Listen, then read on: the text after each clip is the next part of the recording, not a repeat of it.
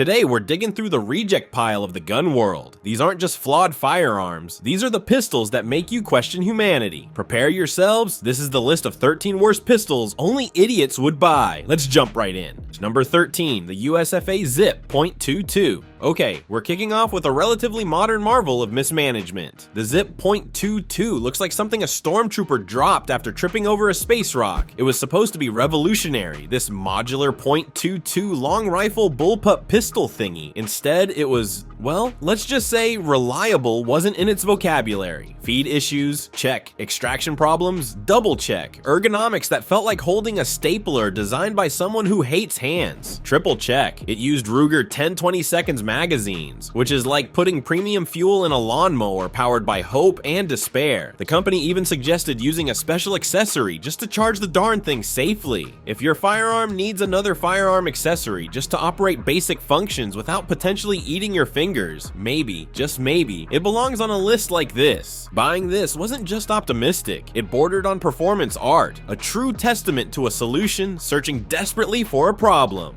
Number 12, the Taurus Curve. Taurus tried something different here. A pistol curved to fit your body. Neat idea? Maybe. But the curve made actually shooting it feel weird, like aiming bent pipe. It also ditched traditional sights for markings and an integrated laser that could snag on anything. A gimmick that compromised the main point, hitting what you aim at. Form over function, taken way too far. Number 11, Cobra Lena Derringers. Sure, Derringers look cool in old westerns, but many modern cheap versions like these are often crude, heavy, and unreliable chunks of metal. Usually firing .45 long Colt or .410 shells, they have triggers heavier than your mother-in-law's fruitcake and accuracy measured in feet, not yards. 2 shots maybe, if it feels like working, just not a practical choice compared to almost anything else. Number 10, the Dardic Model 1500. Get ready for weird. The Dardic didn't use bullets, it used triangular plastic things called Trowns. Yes, triangular. It had a bizarre open-sided cylinder trying to be both revolver and semi-auto. It failed miserably. The mechanism was complex and finicky, the gun felt strange, and finding those unique Trowns today is impossible. Innovative? Maybe. Functional? Absolutely not. One of the definite worst pistols from a usability standpoint. Number 9, the Sedgley OSS .38 glove gun. Okay, this one is pure spy movie silliness brought to life, and just as impractical. Developed during World War II by the OSS, the precursor to the CIA, it was literally a single-shot .38 caliber pistol mounted on top of a heavy leather glove. The idea was stealth. Walk up to a target, make a fist, press the plunger trigger against their body, and bang. No need to draw a weapon. The reality? It was clumsy, incredibly short-ranged, point-blank really, single shot, and reloading probably involved taking the whole glove off. Accuracy was non-existent beyond arm's length. Imagine trying to explain that lump on your fist. Oh, it's just my,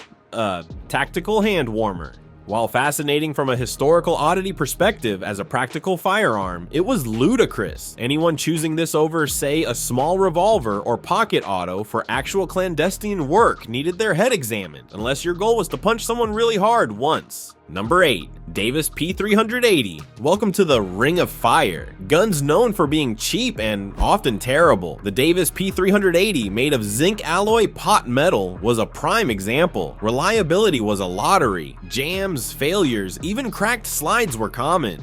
Triggers felt gritty. Accuracy was wishful thinking. Cheap? Yes. Dependable? Absolutely not. A classic case of getting what you paid for, putting it squarely in the category of unreliable handguns. Number 7, the Colibri 2 MM. Behold, the smallest centerfire pistol ever made. The Colibri is laughably tiny, firing a 2.7 mm round with less power than a strong sneeze. It couldn't penetrate cardboard reliably, let alone stop a threat. Holding it felt silly, aiming was pointless. It's a triumph of miniaturization, like a watchmaker built a gun, but utterly useless for anything beyond being a curiosity. You'd be better off throwing it. Number 6. FP45 Liberator. History time again, but with a purpose. The FP45 Liberator wasn't designed to be a good gun. It was designed to be disposable psychological warfare, mass-produced during for a ridiculously low cost, about $2.10 per unit. These single-shot smoothbore .45 ACP pistols were intended to be airdropped over occupied territories for resistance fighters. The idea wasn't for them to win firefights with the Liberator itself, but to use its single shot to ambush an enemy soldier and capture their much better weapon. It was crude, made of stamped metal, inaccurate beyond spitting distance, and had a reload time measured in minutes. You had to manually poke out the spent casing with a stick. It served its intended purpose as a disposable tool, but judged purely as a pistol? It's atrocious. Buying one today is for historical collection, but imagining someone relying on this as their primary firearm by choice. That's a level of desperation or misunderstanding that's hard to fathom. It did its job, but its job wasn't being a good pistol. Number 5. Nambu Type 94. The Nambu Type 94, a Japanese pistol from the 1930s that has achieved legendary status for all the wrong reasons. While not made of pot metal like some on this list, its design flaws were potentially lethal to the user. The most infamous feature was the exposed sear bar running along the side of the frame. Applying pressure to this bar, even accidentally while holstering or handling the gun, could potentially fire the weapon without the trigger being pulled. Yes, you read that right, squeeze it wrong and bang. On top of that, it was chambered in the relatively weak 8x22mm Nambu cartridge, had questionable ergonomics, and wasn't known for stellar reliability either. It gained a reputation among allied soldiers in Warido as being more dangerous to the person holding it than the person being aimed at. While a fascinating piece of military history, anyone choosing to carry or frequently shoot an original Type 94 today is either incredibly knowledgeable about its quirks and dangers, or playing Russian roulette with extra steps. Definitely one of the most notorious firearm fails in history.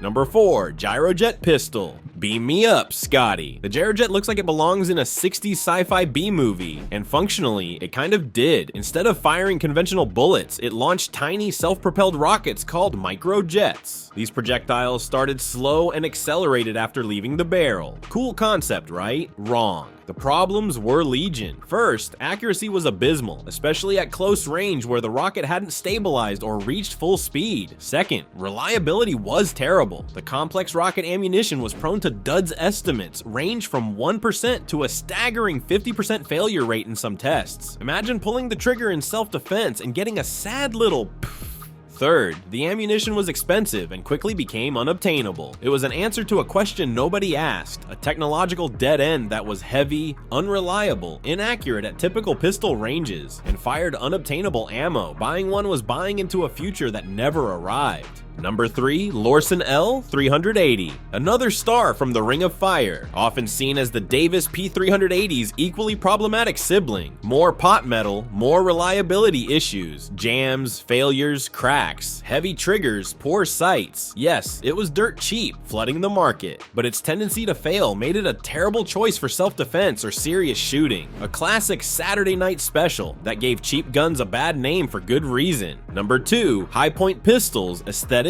and ergonomics. Hold on, I know they work. High points are famous for being cheap, tough, and having a great warranty, but let's be honest, they are boat anchors, heavy, blocky, and arguably the ugliest pistols ever conceived. The ergonomics feel like holding a brick. The high bore axis makes them flip, and the triggers are often mushy. While they go bang reliably, usually their sheer awkwardness and visual offense land them here. Functional? Yes. Desirable? For many, absolutely not. Number 1, Jennings J22, and the undisputed champion of awful. The Jennings J22 is the poster child for everything wrong with the Ring of Fire guns. This tiny .22 was made of the cheapest materials and prone to every malfunction imaginable. Feeding issues, ejection failures, stovepipes, cracked slides, safety failures, the works. It was small but too unreliable for defense. Accuracy was a joke, cheap to buy but utterly worthless as a functional firearm. Buying a J22 wasn't scraping the bottom of the barrel, it was finding a hole in the bottom. The absolute pinnacle, the Hall of Famer of the worst pistols ever foisted upon the public.